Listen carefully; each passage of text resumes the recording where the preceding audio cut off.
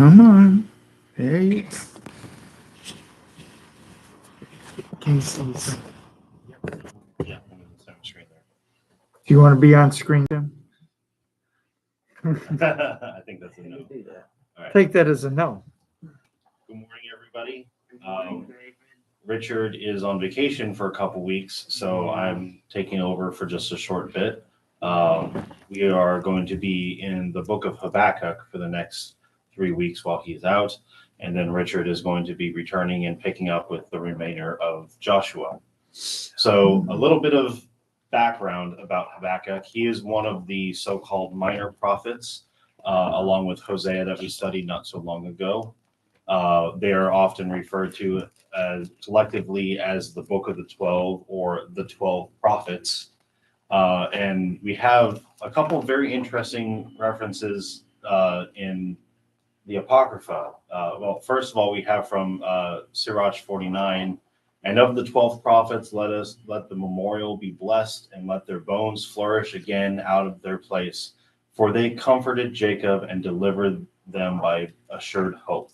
So that's what we're supposed to get from these prophets, is we're supposed to get comfort, and we're supposed to get assurance from them.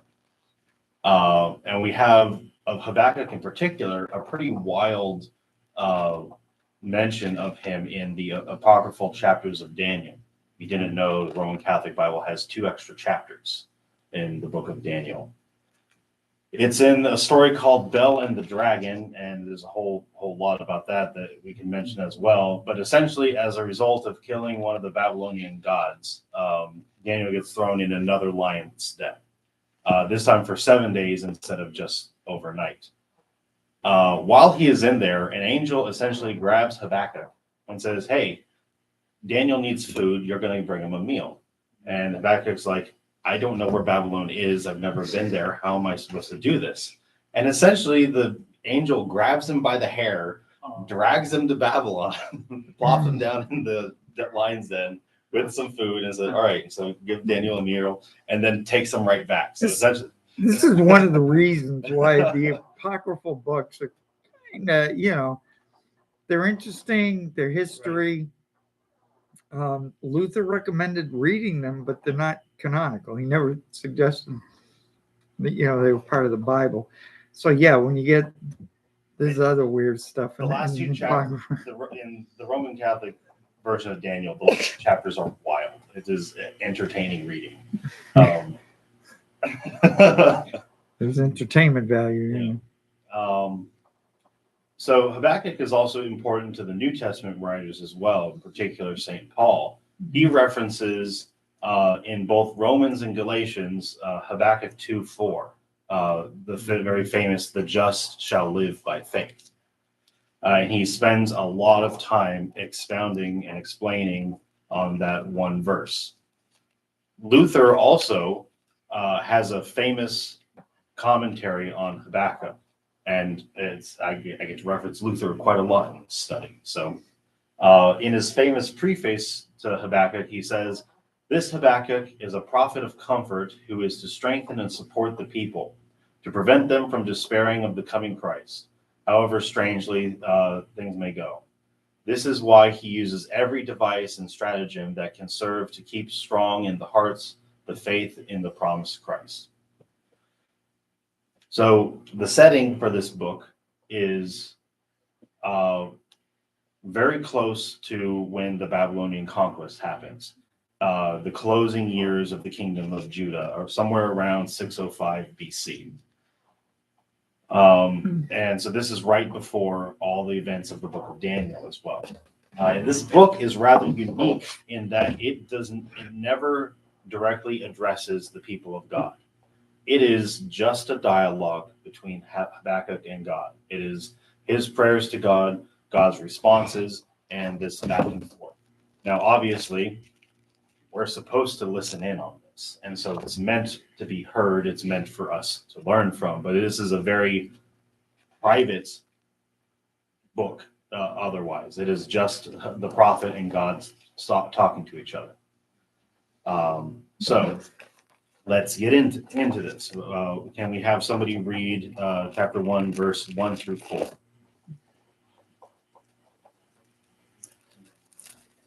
The pronouncement which, how do you say it? Habakkuk. Habakkuk. The prophet saw, how long, Lord, have I called for help, and you do not hear? I cry out to you, violence, yet you do not save. Why do you make me see disaster and make me look at destitution? Yes, devastation and violence are before me. Strife exists and contention arises.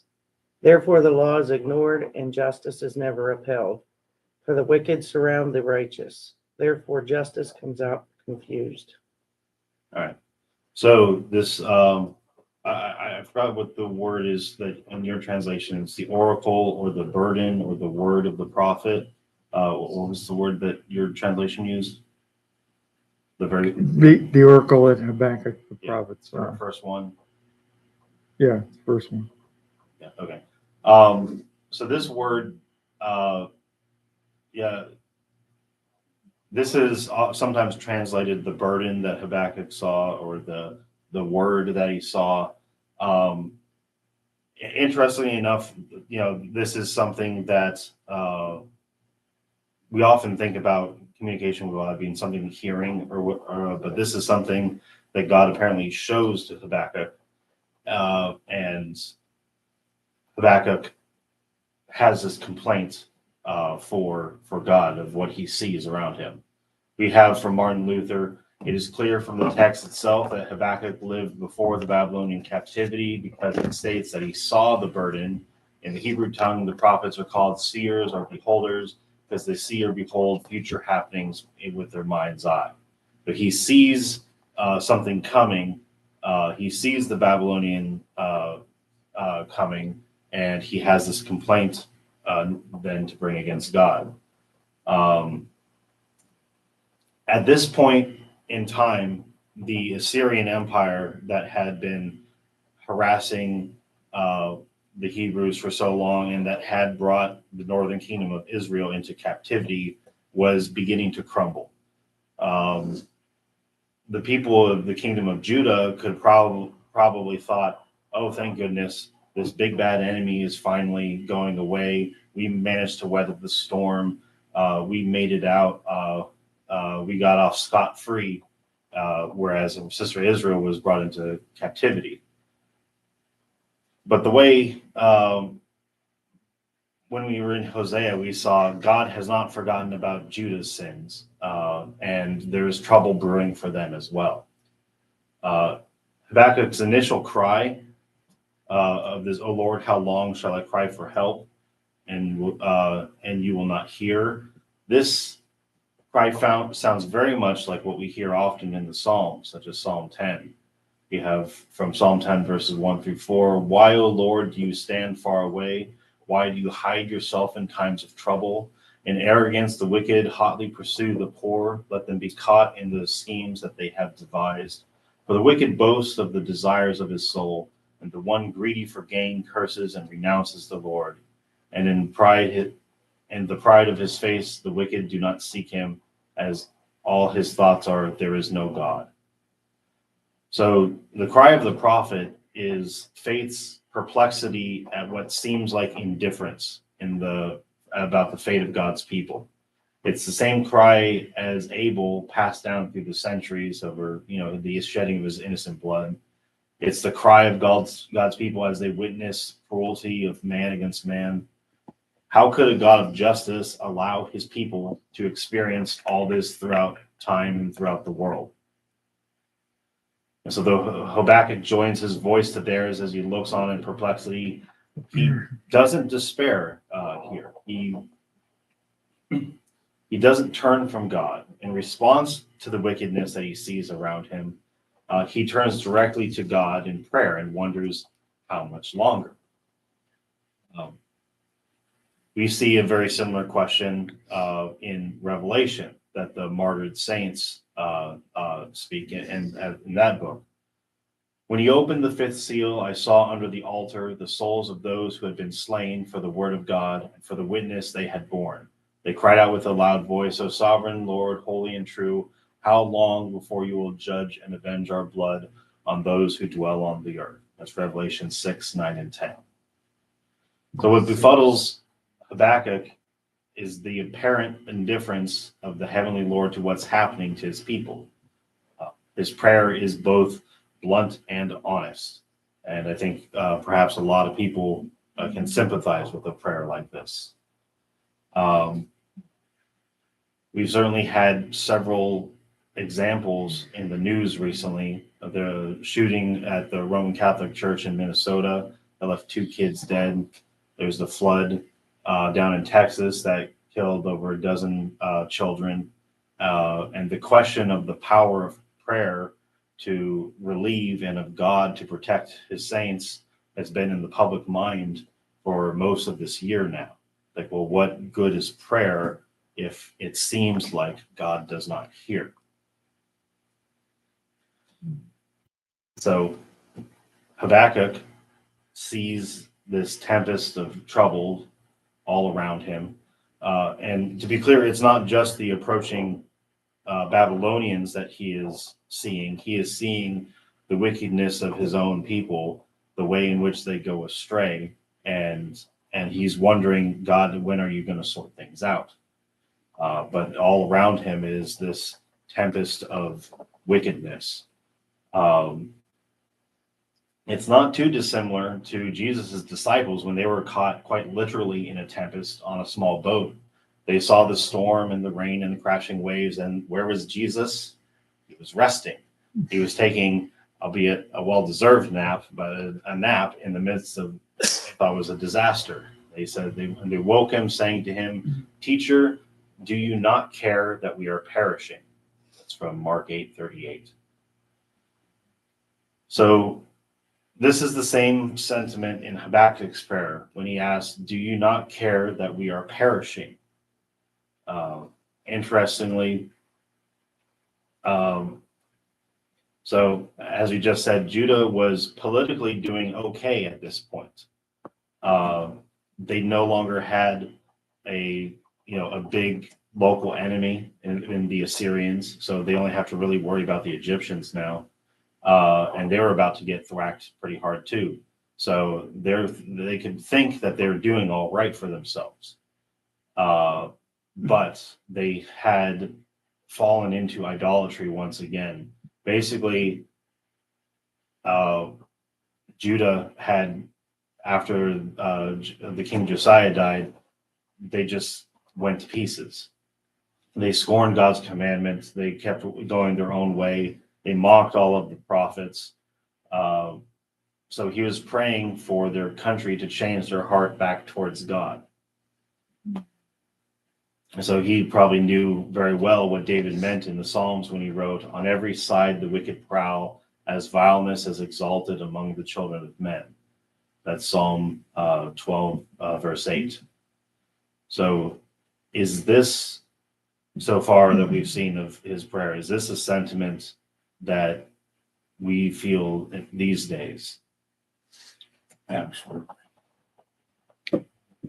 Well, Habakkuk did, but not anybody else. I mean, Habakkuk he's at the same times as a lot of the other minor prophets. Mm-hmm. So, I mean, there were a whole bunch of prophets preaching, Pay this is attention. going to end and it ain't going to be nice, but otherwise, people there, pretty much like Americans today, everything's good. We're all making money. We're all happy. We're all blah, blah, blah. And, you gotta really wonder if all these different signs, it's not an indication that something's going down. Yeah. There's certainly very much that could be brought. Like, we could very, very easily have 100 Habakkuk's in our country. There's plenty of things of wickedness around us. There's plenty of unfaithfulness, even among people who call themselves Christians. There's a whole lot of violence and cheating and injustice, and there's hatred towards each other. There's a lot going on that you could look around and say, when is it going to end?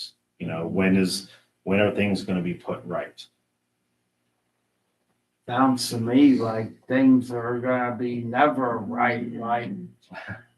Well, we have promises regarding that, and that's what a lot of Habakkuk is about, is that we don't have to sit and worry about how things are going to turn out. Right. When people say that about prayer, prayer is not on demand, go slip a quarter in. It's now God's trying to kind of get you around to what you need to understand in prayer. Not, does God change his mind? Sure, he does, but is that always a result? No, it's not. It's a lot of times we have to. I like in Daniel chapter 3, the Shadrach, Meshach, and Abednego in the fiery furnace. They have a really great testimony before Nebuchadnezzar. Yeah. And he's showing them, like, look, here's the big pit of fire that you're about to be thrown into. What do you think you're going to do about that? And they answer, our God is capable of saving us from this fire. But if he chooses not to, know that we're never going to bow to your statue anyway. There was no expectation that they were going to make it through this fire. But they also had the faith that if God chooses to, he can save even from an all-consuming fire. So that's... He's going to do what he's going to do. All part of the program. I'm sorry? All part of the final program. Oh, yeah, exactly. But the final program segs into a whole new program, in the resurrection. And that's where our hope is being in the presence of the Lord, the bodily resurrection, the new world of New Jerusalem. That's where our promise is. So people can't get too wound up in, how come God didn't meet my expectations? You get a 3 on my meeting my expectations. I'm like, God. 2-star. Yeah, right. Yeah. And most people, when they pray, they expect a yes to all their prayers. Yeah, right. That's not answered. Sometimes the answer is just plain no. Yeah. Just Well, and the other times it's wait. right. And so there was good fathers, aren't they eager to fulfill any good request that a child brings to him? The example was given when your child asks for bread, you don't give him a scorpion. When he asks for an egg, you don't give him a snake. Now part of that is asking good questions or asking good petitions. Like, we ask for things for which he wants to fulfill, not, can I have fame and fortune and, like all of these material possessions that I can say, oh, look at goody, how great I am. The sort of petitions that we bring to God, if they're godly petitions, he is very eager to fulfill those. Mm-hmm. That's just what Jesus asking you shall find, seek you shall. Are you in conformance with my will? Yeah. Then you probably will get your prayer answered. But a kid asking for cigarettes, yeah, right. A good father is not going to, accede to that. He's going to say no. My Mercedes. Yeah. So that's part of prayer, is praying, thy will be done, and figuring out what that will is and asking along those lines. So he finishes off this prayer by saying the law is paralyzed. That's a very kind of vivid image right here. We have, again, from Martin Luther, this means that things are not done in keeping with the law of God, but the law must be bent, and it must yield to their whims. For Habakkuk here assails those who boast of justice and who by no means wish to be regarded as acting contrary to justice, but they pick up a few letters of the alphabet and force them to yield their own meaning. That is just what shrewd jurists of our own day also do with their severe justice, and they have a bad and evil cause. They thumb their noses at justice and make their cause appear right and good. That is what Habakkuk here describes with the phrase, the law is paralyzed, as he points out that every good cause is hindered and kept from being carried out. That doesn't sound timely. What's the old saying, like, jumping out of the fire into a hot pan? Like, Right.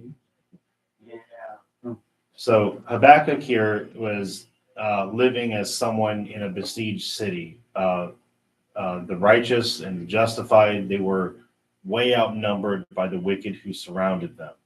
And even when justice was said to have been done, well, it was a twisted sort of justice bent towards the benefit of those who administered it. Importantly, in Habakkuk's prayer here is that he never blames God for the situation that he sees around him. As a man of faith, he gathers up the things that perplex him in his arms, and all those things that we just don't know, and where he drops it down before the throne in heaven and waits to hear God's answer. We have a great hymn by Martin Luther that's no longer in our hymnal. It says, "O Lord, look down from heaven, behold, and let your pity waken. How few are we within your fold, your saints by all forsaken. True faith seems quenched on every hand, your word is not allowed to stand. Dark times have us overtaken." Any questions or comments about what we've read so far? All right, can we have someone read verse 5 to 11? This is God's answer to his prayer. Look among the nations and see, wonder and be astounded. For I am doing a work in your days that you would not believe if I told. Behold, I am raising up the Chaldeans, their bitter and hasty nation, who march through the breadth of the earth to seize dwellings not their own. They are dreaded and fearsome. Their justice and dignity go forth from themselves. Their horses are swifter than leopards, more fierce than the evening wolves. Their horsemen press proudly on. Their horsemen come from afar. They fly like an eagle, swift to devour. They all come for violence. All their faces forward. They gather captives like sand. At kings they scoff, and at rulers they laugh. They laugh at every fortress, for they pile up earth and take it. Then they sweep by like the wind and go on, guilty men whose might is their God. So God's first response to Habakkuk's complaint is something to the effect of, boy, you haven't seen nothing yet. I'm going to give you something to really complain about. So not the yes that Habakkuk was looking for in his prayer. If Habakkuk thought things were horrible at the moment, they were going to get a whole lot worse before they got any better. And that's something that we should remember, is that we think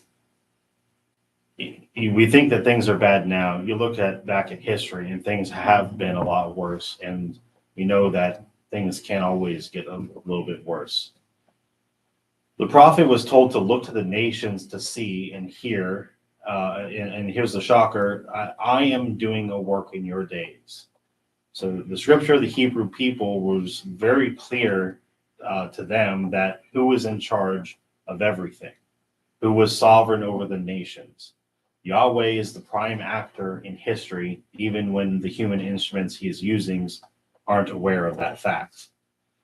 Take, for instance, this is a really neat one, what Isaiah wrote about King Cyrus of Persia nearly 200 years before Cyrus was even born. For the sake of my servant Jacob and Israel, my chosen, I call you by name. I name you, though you do not know me. I am the Lord, and there is no other. I am Yahweh, and there is no other. Besides me, there is no God. I equip you, though you do not know me, that the people may know from the rising of the sun and from the west that there is none none besides me. I am Yahweh, and there is no other. I form light and create darkness, and make well-being and create calamity. I am Yahweh who does these things. It's Isaiah 45, 4-7. So it's very clear, it was made very clear to Cyrus that all of his successes, everything that had come and brought him to that point, that is because of the God of the Hebrews and not any of his own gods or his own might. And we can also look at Daniel when he is confessed to King Nebuchadnezzar, "You, O king, the king of kings, to whom the God of heavens has given the kingdom, the power and the might and the glory." That's Daniel chapter 2, verse 37. And there's something very interesting about this fifth verse. It's used by St. Paul to wrap up his sermon in Pisidian Antioch in Acts chapter 13. He applies this verse to the astounding work that God was doing when what Jesus accomplished on the cross. So look and see among the nations and wonder and be astounded, for I am doing a work in your days that you would not believe if told. So he says that both of the instruments he uses for judgment and also the work of salvation that he accomplishes on the cross. So he's raising up the Chaldeans. The Chaldeans is just another word used to describe the Babylonians. That's the region of Mesopotamia that they're from. King Hezekiah, he's a little bit before this. When he had nearly died, he had prayed and been given a reprieve from death and had some astounding signs and astounding recovery. He had welcomed ambassadors from Babylon who had come to wish as well for his miraculous recovery and hear about those miraculous signs. Unfortunately, Hezekiah got a little big-headed and a little proud, and so showed off all of his shiny things to them. And so Isaiah prophesies, "Behold, the days are coming when all that is in your house, at which your fathers have stored up to this day, shall be carried to Babylon. Nothing shall be left, says the Lord." Isaiah 39, verse 6. And so what Isaiah had prophesied then, almost not quite 200 years before, is now very much imminent. The Babylonians are described here as an unstoppable force, sweeping across the land, taking everything that they can along the way. And then we have this interesting mention here that their justice and dignity go forth from themselves. We have from Martin Luther again. Here, Habakkuk explains why the Babylonian nation is so ruthless and terrible. It does not judge or act according to any nation's laws or custom, nor will it be governed by our laws, but will deal with you according to its own whims. It will take advantage of its victory as it pleases. It will allow no one to curb it, but its judgment of you will be dictated by the bitterness and wrath that it harbors against you. And it will match its judgment with its action. It will enact and execute its judgment on you. Thus, there will be no appeal to human decency and goodwill when the Babylonians show up. So the invading Babylonians are depicted here in their full terror. They're pictured as being fast and ravenous like leopards and wolves, swooping down without fear like an eagle. They are animalistic in their ferocity. And this also means that they thrive on violence, that they visit upon those they defeat. They delight in the terror that they bring upon those they prey upon. And those that survive will be taken as captives. At this point, the northern kingdom of Israel had already been brought into captivity by the Assyrians as punishment from God. Now, through the Babylonians, the southern kingdom of Judah will go into captivity as well. And so when Habakkuk is saying, "Why aren't you doing anything?" He is. Anything what he wanted, like you said. Right. This is not the answer to prayers that he was looking for. He was wanting something a little bit gentler. But as we saw in Hosea,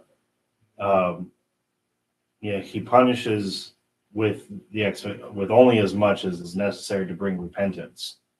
This is not something that God does gleefully because he likes causing pain. The whole purpose is to bring about, to bring his people closer to him.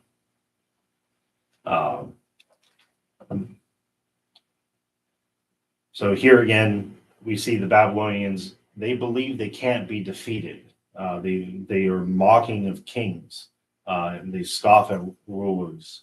No king can stand before them. No fortified city is too hard for them to attack. They just build siege works and tear down any obstacle in their way. And this is certainly what is about to happen to Jerusalem before too long.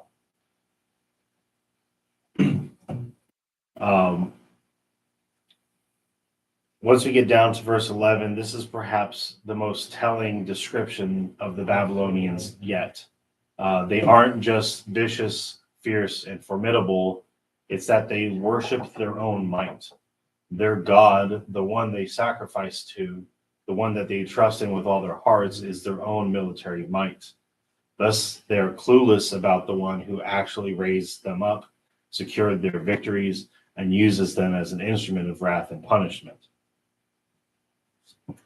We have a very, very long piece from Martin Luther about this.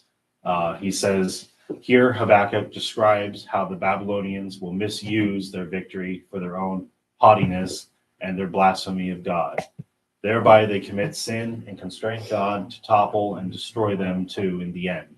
For no human heart can do otherwise but exalt itself and boast when it fares well and it is attended by good fortune. A little bit later, Martin Luther goes on to say, they go on to say Habakkuk and sin, that is, they continue to boast and defy. They flaunt and they strut along as though they were assured now and have leaped across all mountains. Thus they commit two horrible sins, and in the end, these will affect their terrible fall. One sin is the haughtiness which they vent on those who they have conquered. On these they practice their tyranny so arbitrarily.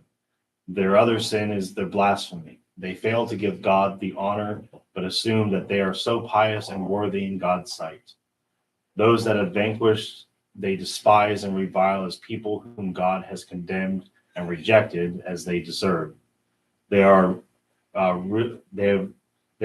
afoul of things